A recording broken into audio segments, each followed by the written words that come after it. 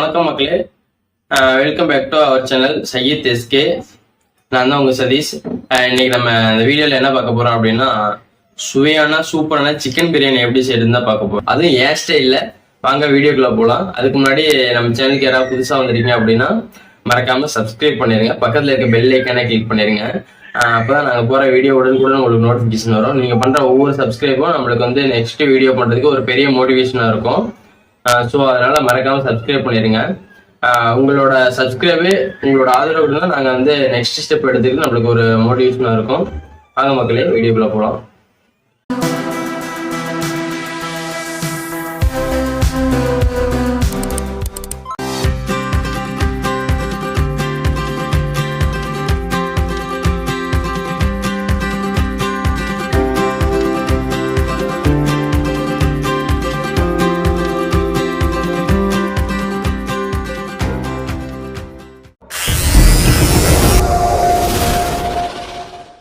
இப்போ பார்த்தீங்கன்னா 1/2 kilo basmati rice எடுத்திருக்கேன். இது பார்த்தீங்கன்னா 1/2 மணி நேரம் நல்லா ஊற வச்சு ஃபில்டர் பண்ணி வச்சாச்சு. இந்த 1/2 கிலோ பாஸ்மதி ரைஸ் பார்த்தீங்கன்னா 800 கிராம் சிக்கன் எடுத்திருக்கேன். நீங்கள் வந்து 500 to 1 kg வரலாம் போடலாம். நான் பார்த்தீங்கன்னா 800 கிராம் எடுத்திருக்கேன். 4 மீடியம் சைஸில் வந்து வெங்காயம் கட் பண்ணி வச்சுருக்கேன். அடுத்து பார்த்தீங்கன்னா பச்சை மிளகா 7 பச்சை மிளகா வந்து எடுத்து வச்சுருக்கேன். அடுத்து பக்கத்துலேயே பார்த்தீங்கன்னா கொத்தமல்லி புதினா வந்து நம்ம தேவையான அளவு வந்து கட் பண்ணி வச்சுருக்கேன். அடுத்த சைஸில் பார்த்தீங்கன்னா 2 தக்காளி வந்து பெரிய சைஸில் எடுத்திருக்கேன். நீங்கள் வந்து மீடியம் சைஸில் எடுக்கிற மாதிரி தான் 3 தக்காளி எடுத்துக்கலாம். அப்புறமேட்டு பார்த்தீங்கன்னா சின்ன சைஸ் தயிர் பாக்கெட் ஒன்று எடுத்து வாங்கிட்டு வந்துட்டு அதை பார்த்தீங்கன்னா வடிகட்டி வச்சுருக்கேன். அதில் உள்ள தண்ணியெல்லாம் பார்த்தீங்கன்னா நம்ம ஃபில்டரில் பண்ணி வச்சோம் அப்படின்னா தண்ணியெல்லாம் கீழே போயிடும். நம்மளுக்கு ஃபுல்லாக பார்த்தீங்கன்னா அந்த திக்காக இருக்க கண்டென்ட் இருக்கிறது மட்டும்தான் இருக்கும். அப்புறம் பார்த்தீங்கன்னா ஒரு 100 கிராம் வந்து இஞ்சி பூண்டு பேஸ்ட் வந்து ரெடி பண்ணி வச்சுருக்கேன், மிக்சியில் போட்டு அரைச்சி. வாங்க மக்களே வீடியோக்குள்ளே போகலாம். இப்போ பார்த்தீங்கன்னா கோல்டு வின்னர் ஆயில் வந்து 100 ml ஊற்றிருக்கேன். நீங்கள் வந்து ரீஃபண்ட் ஆயில் எந்த எண்ணெய் ஊற்றிக்கலாம். பார்த்தீங்கன்னா கீயில் வந்து 1 ஸ்பூன் கீ போட்டுக்கிறேன்.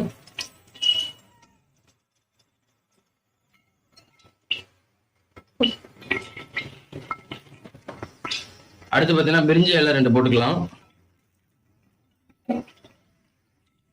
அடுத்து பார்த்தீங்கன்னா பட்டை லவங்கம் போட்டுக்கலாம். அடுத்து பார்த்தீங்கன்னா கசகசா போட்டுக்கலாம்.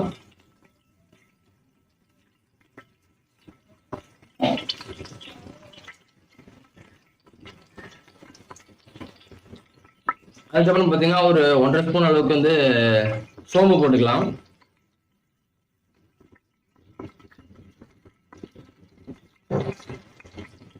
அடுத்து பார்த்தீங்கன்னா ஒரு 4 ஏலக்காய் போட்டுக்கலாம்.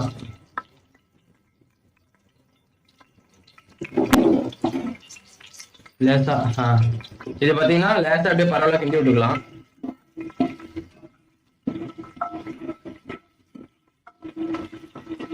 இது பார்த்தீங்கன்னா இந்த ஆயில் அப்படியே நல்லா ஃப்ரீயா இருக்கும். அடுத்ததான் பார்த்தீங்கன்னா நம்ம கட் பண்ணி வச்சிருக்க வெங்காயத்தை எடுத்து போட்டுக்கலாம்.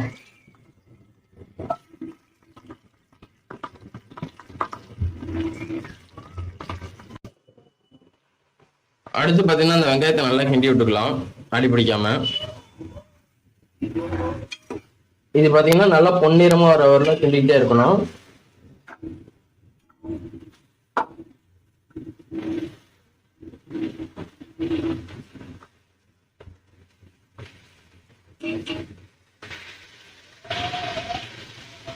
இது பார்த்தீங்கன்னா அடி பிடிச்சிடாம நல்லா கிண்டி விட்டுக்கலாம். வெங்காயம் பார்த்தீங்கன்னா நல்லா பொன்னிறமா வரலாம் நல்லா அடி பிடிக்காம கிண்டணும். இது வெங்காயம் பார்த்தீங்கன்னா அடி பிடிச்சிச்சுன்னா நம்ம பிரியாணியோட டேஸ்ட்டு ப்ளஸ் ஸ்மெல்லு பார்த்தீங்கன்னா டோட்டலாக அப்படியே மாறிடும். அதனால அடி பிடிக்காம கொஞ்சம் மீடியம் ஃப்ளேமில் வச்சுட்டு நல்லா கோல்டன் கலர் வரலாம் நல்லா அப்படியே மிக்ஸ் பண்ணி விடணும். இது பார்த்தீங்கன்னா அடிக்கடி மிக்ஸ் பண்ணி விடணும். வெங்காயம் பார்த்தீங்கன்னா லைட்டாக வந்து கலர் மாறி இருக்கு, அந்த பொன்னிறமாக மாறி இருக்கு, உங்களுக்கு பார்க்கையில தெரியும் நம்ம போட்டதை விட இப்போ எப்படி இருக்குன்ட்டு. இதை பார்த்தீங்கன்னா இன்னும் கொஞ்சம் நேரம் நல்லா அப்படியே அந்த எண்ணெயிலேயே வந்து நம்ம வணங்க விட்டோம் அப்படின்னா உங்களுக்கு இன்னும் ஃபுல் ரெடியாக இருந்து கோல்டன் கலரில் வந்துடும். இப்போ பார்த்தீங்கன்னா ஆனியன் நல்லா பொன்னிறமாக வந்துச்சு, உங்களுக்கு அது பார்க்கையிலே தெரியும். அடுத்து நம்ம என்ன பண்ண போறோம் பார்த்தீங்கன்னா கட் பண்ணி வச்சிருக்க கொத்தமல்லி போட்டுடலாம். கொத்தமல்லி நம்ம எண்ணெயிலேயே வதங்குற மாதிரி போட்டோம் அப்படின்னா அதோட ஃப்ளேவர் பார்த்தீங்கன்னா வெளியே போகாது. கடைசி வரையில உங்களுக்கு வந்து நம்ம பிரியாணி சாப்பிடும் போதும் அதோட ஃப்ளேவர் பார்த்தீங்கன்னா அப்படியே நல்லா நிற்கும். கட் பண்ணி வச்சுட்டு கொத்தமல்லியை போட்டுடலாம்.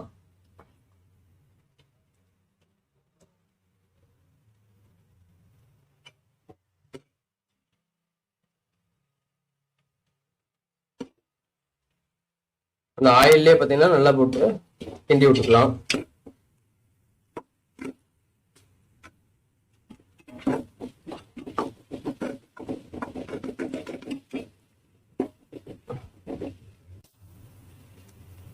இந்த ஆயில்ல நல்லா வந்து ஃப்ரை ஆகிட்டு இருக்கும்போது பார்த்தீங்கன்னா கொத்தமல்லி நல்லா ஸ்மெல்லு பார்த்தீங்கன்னா பயங்கரமா இருக்கு. அந்த மனம்னு சொல்லுவாங்களா, அது வந்து செம்மையா இருக்கு. இப்போ பார்த்தீங்கன்னா கொத்தமல்லி ஓரளவுக்கு வந்து வதங்கிருச்சு. அடுத்து பார்த்தீங்கன்னா நம்ம வந்து இஞ்சி பூண்டு பேஸ்ட் ரெடி பண்ணி வச்சுக்கலாம், அதை போட்டுக்கலாம்.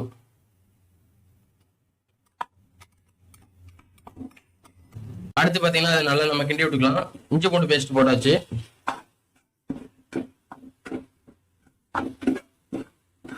அடி பிடிக்காம நல்லா வந்து கிண்டி விட்டுக்கிட்டே இருக்கணும். ஏன்னா நம்ம ஆனியன் இருக்கப்போ ஒன்றும் பிரச்சனை இல்லை, ஆனியன் கொத்தமல்லி இருக்கிறப்போ ஒன்றும் பிரச்சனை இல்லை. இஞ்சி பூண்டு பேஸ்ட் போட்டோம் அப்படின்னா ரொம்ப கவனமா இருக்கணும். அதை பார்த்தீங்கன்னா கொஞ்சம் நம்ம அசல்ட்டா விட்டாலே வந்து அடி பிடிச்சிரும். அடி பிடிக்க விடாம கண்டினியூஸா கிண்டிக்கிட்டே இருக்கணும். இப்ப பாத்தீங்கன்னா வந்து இஞ்சி பூண்டு பேஸ்டோட ஸ்மெல்லு பாத்தீங்கன்னா அந்த பச்சை ஸ்மெல் அப்படியே போயிருச்சு, ஸ்மெல்லு அப்படியே மாறிடுச்சு. அடுத்து பாத்தீங்கன்னா நம்ம வந்து புதினா எடுத்து வச்சிருக்கோம் இல்லைங்களா, அந்த புதினா வந்து நம்ம இதுல போட்டலாம்.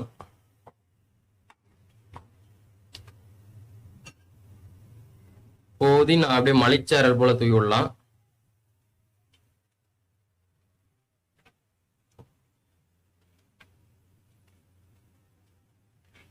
இப்ப பாத்தீங்கன்னா புதினா போட்டு மிக்ஸ் பண்ண ஆரம்பிச்ச உடனே பாத்தீங்கன்னா பிரியாணி ஸ்மெல்ல வந்து வர ஆரம்பிச்சிருச்சு.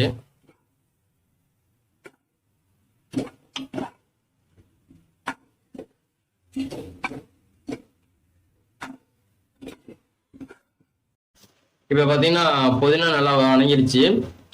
இஞ்சி பூண்டு பேஸ்ட்டும் பாத்தீங்கன்னா அதோட பச்சை ஸ்மெல்ல போயிருச்சு. இது பாருங்க, நம்ம வந்து எடுத்து வச்சிருந்த அந்த 2 தக்காளி எடுத்து வச்சிருந்தாங்களா, அது நல்லா நறுக்கியாச்சு. அதை வந்து இப்போ நம்ம அதில் சேர்த்துக்கலாம். பெரிய தக்காளியாக இருந்தால் 2 தக்காளி போட்டுக்கலாம், சின்ன தக்காளியாக இருந்தால் 3 தக்காளி போட்டுக்கலாம். நம்ம தக்காளி அதிகமாக போட்டோம் அப்படின்னா இது என்ன ஆயிடும் பார்த்தீங்கன்னா சாப்பாடு பிரியாணி மாதிரி இருக்காது, தக்காளி சாப்பாடு மாதிரி ஆயிரும். ஸோ அதனால நம்ம வந்து தக்காளி வந்து லிமிட்டடாக போட்டுக்கலாம். தக்காளி போட்டாச்சு, நம்ம வந்து அடி பிடிக்காம அப்படியே கிண்டிக்கலாம்.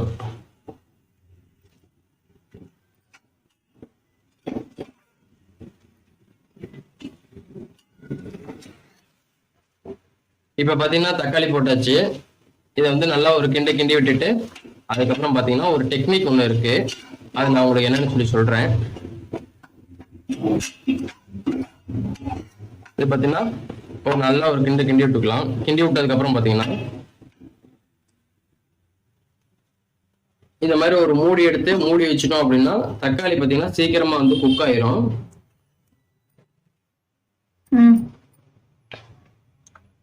இப்போ வாங்க தக்காளி வணங்கிருச்சான்னு சொல்லிட்டு பார்க்கலாம், ஓப்பன் பண்ணி பார்க்கலாம்.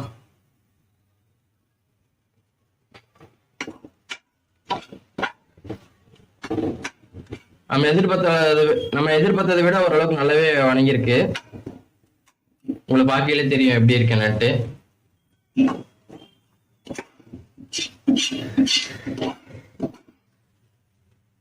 அடுத்ததா பாத்தீங்கன்னா நம்ம வந்து பச்சை மிளகாய் எடுத்து வச்சிருந்தோம் இல்லைங்களா, அது வந்து ஆட் பண்ணிக்கலாம். இப்போ அதை நல்லா கிண்டி விட்டுக்கலாம், எல்லாம் நல்லா மசாலாவோட நல்லா மிக்ஸ் ஆகிற மாதிரி.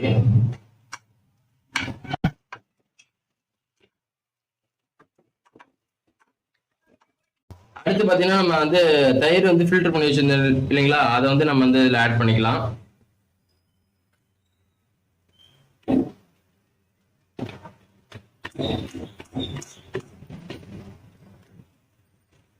அடுத்து பாத்தீங்கன்னா தயிர் போட்டாச்சு, அது நல்லா வந்து மிக்ஸ் பண்ணிக்கலாம்.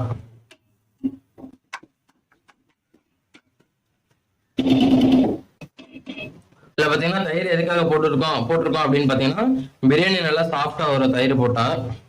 அதுக்காக தான் வந்து நம்ம வந்து பிரியாணில வந்து தயிர் ஆட் பண்ணியிருக்கோம்.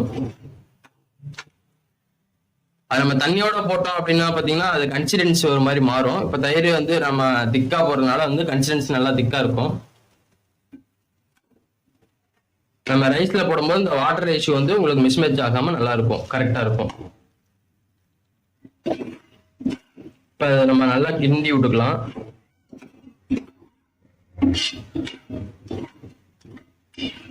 நம்ம ஒவ்வொரு இன்கிரீடியன்ட் வந்து ஆட் பண்ண பாத்தீங்கன்னா பிரியாணியோட ஸ்மெல் வந்து அப்படியே ஏறிக்கிட்டே போகுது, அதிகமாயிட்டே போகுது.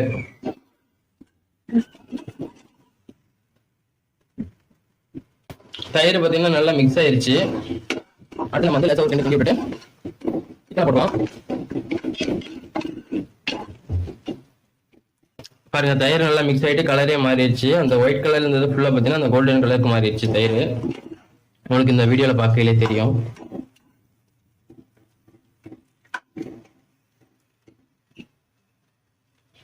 அடுத்து நம்ம வந்து சிக்கனை ஆட் பண்ணிடலாம்.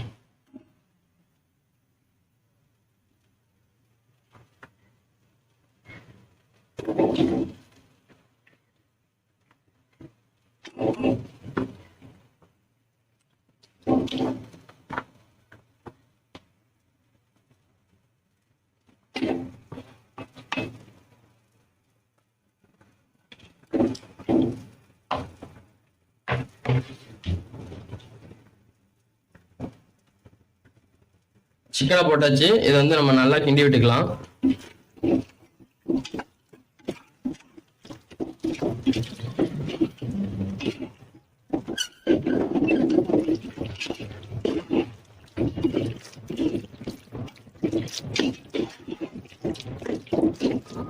டுடே ஸ்பெஷல் பாத்தீங்கன்னா சூடான சுவையான சூப்பரான சிக்கன் பிரியாணி ரெடி ஆயிட்டு இருக்கு.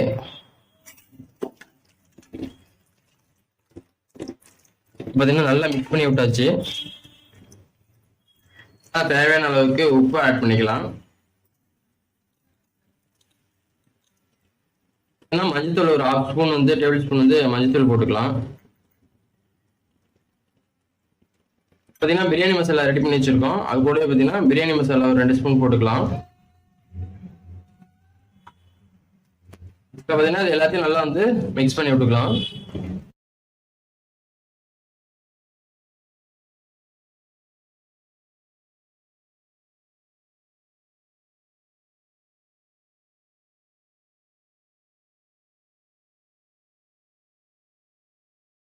அடடா, என்ன கலர் பாக்குறதுக்கே லுக்கா இருக்கு. கறி பார்த்தீங்கன்னா நல்லா ஓரளவுக்கு வணங்கிருச்சு. அடுத்து நம்ம வந்து தண்ணி ஊற்றிக்கலாம். இந்த தண்ணி ரேஷியோ பார்த்தீங்கன்னா மொத்தமாக டோட்டலாக பார்த்தீங்கன்னா 2 கப் வந்து அரிசி எடுத்திருக்கேன். 2 கப்புக்கு பார்த்தீங்கன்னா 3 கப்பு தண்ணி ஊற்ற போகிறோம். ஒரு கப்புக்கு பார்த்தீங்கன்னா 1 கப்பு ரைஸுக்கு பார்த்தீங்கன்னா 1.5 கப்பு தண்ணி ஊற்ற போகிறோம். ஸோ வந்து 2 கப்பு ரைஸுக்கு வந்து 3 கப்பு தண்ணி ஊற்ற போகிறோம். தண்ணி ஊற்றிடலாம்.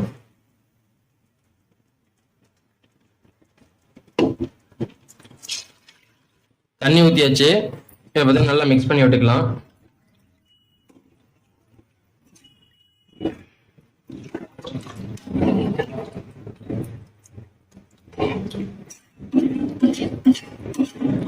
சைடில் ஒட்டியிருக்கிறதெல்லாம் நல்லா வலிச்சு விட்டுக்கலாம் சுத்தமா.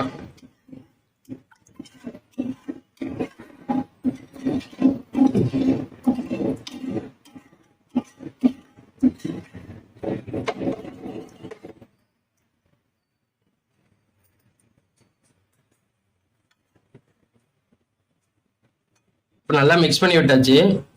இது பார்த்தீங்கன்னா நல்லா இந்த தண்ணி நல்லா கொதிக்கிற வரலும் பார்த்தீங்கன்னா ஒரு மூடி போட்டு மூடி விட்டுடலாம் ஒரு 10 நிமிஷத்துக்கு.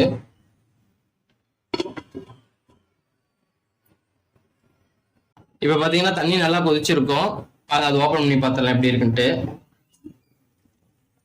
பார்த்தலாம் உங்களுக்கு தெரியும். இந்த அளவுக்கு கொதிக்கணும். இந்த அளவுக்கு கொதிச்சோன்னா நல்லா இருக்கும். சிக்கனும் ஓரளவுக்கு பார்த்தீங்கன்னா பாயில் ஆயிருக்கும். இப்போ பார்த்தீங்கன்னா தண்ணி நல்லா கொதிச்சிருச்சு.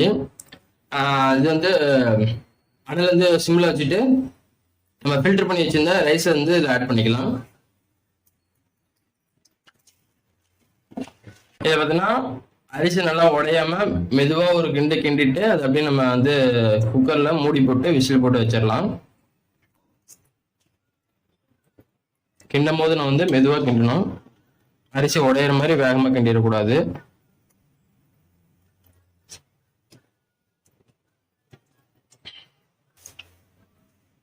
இதை பார்த்தீங்கன்னா நல்லா கிண்டி விட்டாச்சு. அடுத்து நம்ம வந்து குக்கர்ல இருந்து மூடியை போட்டு விசில் போட்டு வச்சிடலாம்.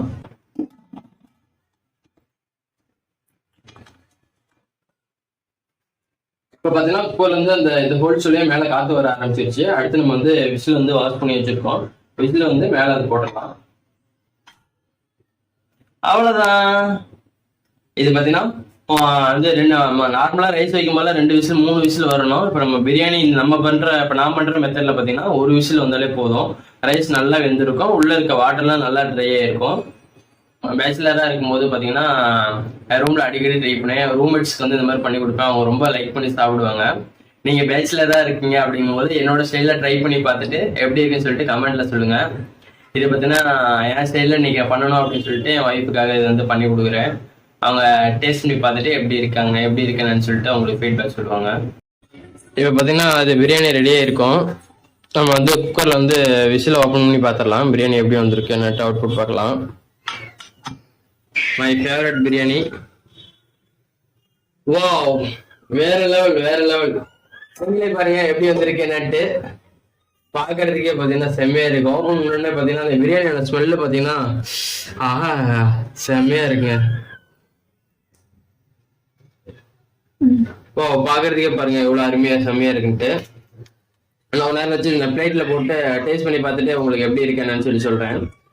குறிப்பா பாத்தீங்கன்னா இது என்னோட ஒய்ஃபுக்காக தான் சொல்லிட்டு இது பண்ணேன். பக்கத்துல இருக்க கடையில பாத்தீங்கன்னா நம்ம வந்து சிக்கன் பக்கோடா போடுறதுக்காக, நம்ம ஊர் சைட்ல சொல்லணும்னா சில்லி போடுறதுக்காக, சிக்கன்ல சில்லி போடுறதுக்காக சொல்லிட்டு ரெடி பண்ணிட்டு இருக்கோம். இன்னே பாத்தீங்கன்னா இது மசாலா வந்து ரெடி பண்ணி வச்சாச்சு. சிக்கனோட வந்து பக்கோடா போடுறதுக்கு நல்லா ஊறிடுச்சு. கிட்டத்தட்ட ஒரு 2 மணி நேரத்துக்கு மேல நல்லா ஊறிடுச்சு. மக்களே, சிக்கன் பக்கோடா போட்டுடலாம். அதனால எப்படி போறேன்னு சொல்லிட்டு பாருங்க வீடியோல. ஏன்னா எண்ணெய் நல்லா சூடாயிருச்சு. ஒன்னொன்னா போட்டுடலாம்.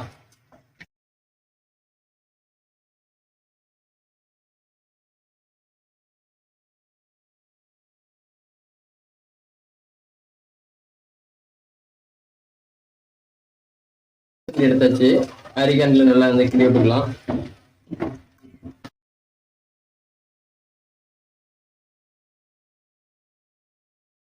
இது இப்ப பாத்தீங்கன்னா பக்காவா ரெடி ஆயிடுச்சு. எடுத்துடலாம். இப்ப பிரியாணி பாத்தீங்கன்னா ரெடி ஆயிடுச்சு. இப்ப நான் பிளேட்ல அள்ளி போட போறேன். அது அவுட்புட் எப்படி பார்க்கலாம்.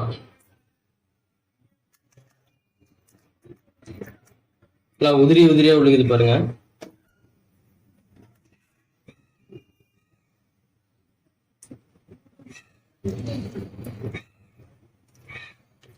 பீஸ் நல்லா எப்படி வந்திருக்குன்னு சொல்லிட்டு தெரியுது பாருங்க.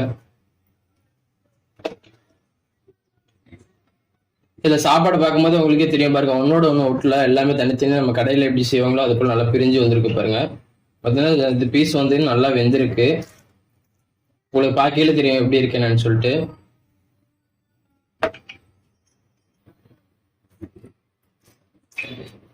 அது கூடவே சிக்கன் பக்கோடா ரெடி பண்ணியிருக்கோம். அதையும் வந்து இதுல வச்சிடலாம். டேஸ்ட் பண்ணி பார்த்துட்டு உங்களுக்கு எப்படி இருக்கேன்னு சொல்லி சொல்றேன். பாருங்க, ரைஸ் பாருங்க, உன்னோட ஒன்றும் ஒட்டலை. எப்படி பார்த்தீங்கன்னா தனித்தனியா இருக்குன்ட்டு கடையில் சாப்பிட்ற மாதிரி, கடையில் செய்யற மாதிரி அப்படின்னோட தனித்தனியா வந்திருக்கு. சூப்பராக வந்திருக்கு. இதில் கலர் பார்த்தீங்கன்னா அந்த கலர்ல இருக்குன்னா நம்ம இது கலர் ஃபுட் கலர் எதுவுமே வந்து இதுல இருந்து ஆட் பண்ணல. வெறும் மசாலா மட்டும்தான் அது ஆட் பண்ணியிருக்கோம். அதனால வந்து கலர் வந்து ரெட் கலர் இருக்கு. பார்த்தீங்கன்னா ஹோம்மேட்ல பண்ணதுனால நேச்சுரலா இருக்கும், நேச்சுரலான கலர். டேஸ்ட் பண்ணி பார்த்துட்டு உங்களுக்கு டேஸ்ட் எப்படி இருக்குன்னு சொல்லி சொல்றேன்.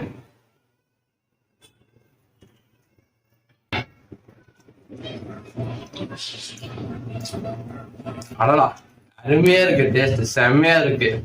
எப்பயும் வர டேஸ்ட்டை விட இப்ப பாத்தீங்கன்னா டபுள் மடங்கு டேஸ்ட் இருக்கு. இது பாத்தீங்கன்னா பேச்சுலர் பிரியாணி.